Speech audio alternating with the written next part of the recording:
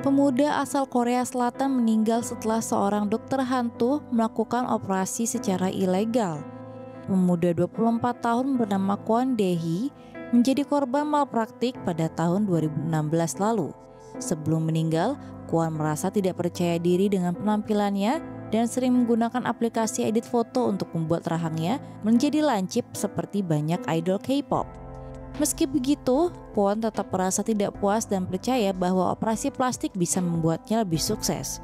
Keluarganya berusaha untuk mencegahnya menjalani operasi plastik, tapi ia akhirnya mendaftar ke sebuah klinik khusus operasi rahang di daerah Gangnam secara diam-diam. Operasi yang ia lakukan pada 8 September 2016 itu awalnya berjalan dengan baik. Kwon disuntik anestesi dan dokter mulai membedah bagian rahangnya. Namun di tengah operasi, dokter bedah tiba-tiba meninggalkan ruangan dan digantikan dengan seorang dokter hantu, yaitu seorang dokter yang disewa dokter utama untuk menggantikannya saat pasien berada di bawah pengaruh bius total. Sesaat setelah dokter hantu itu masuk, Kwon mengalami pendarahan hebat sehingga ia segera dilarikan ke rumah sakit. Keluarganya pun ditelepon dan bertemu dengan dokter hantu tadi. Kepada keluarga Kwon, dokter hantu mengatakan bahwa prosedur operasi telah berjalan sesuai rencana dan menawarkan rekaman CCTV di ruang operasi klinik. Setelah melihat rekaman CCTV berulang kali, Ibu Kwon menyadari bahwa dokter hantu tidak menyelesaikan operasinya meski berhasil memotong tulang rahang Kwon.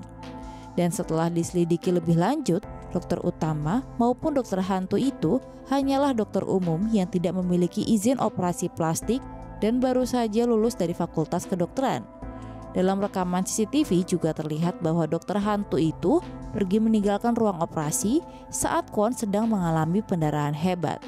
Sementara para perawat yang masih berada di ruangan itu terlihat tidak merawat Kwon dan hanya memperbaiki riasan, melihat ponsel masing-masing, dan mengepel lantai di sekitar ranjang operasi.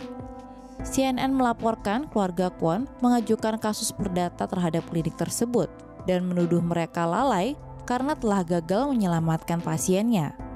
Pada Mei 2019, keluarga Kwon memenangkan kasus dan telah mendapatkan ganti rugi sebesar 430 juta won atau sekitar 5,6 miliar rupiah. 3 dokter yang terlibat dalam kasus ini harus menghadapi tuntutan pidana pembunuhan.